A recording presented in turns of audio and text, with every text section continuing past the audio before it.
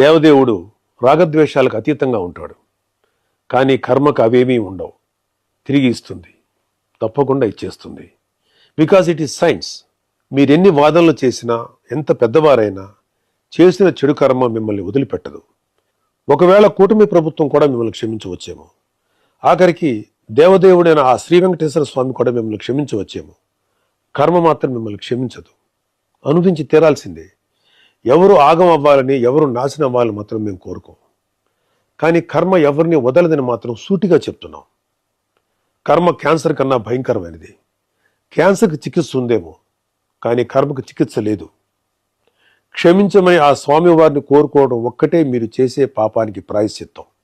ఇప్పటికైనా చేసిన తప్పుకు క్షమాపణలతో పాప ప్రాయశ్చిత్తం చేసుకోవాలని లడ్డు కల్తీ స్కామ్ భాగస్వాములకు, పాత్రధారులకు, సూత్రధారులకు, మద్దతుదారులకు సూచిస్తున్నాం. మీరు చేసిన పాపాలు మీ కుటుంబ సభ్యులకు అంటుకోకుండా మీ వరకే పరిమితం అవ్వాలని ప్రార్థిస్తున్నా. మీ కర్మకు మిమ్మల్ని వదిలేస్తున్నాం. ఫాలో చేయొచ్చు కదండి ప్లీజ్.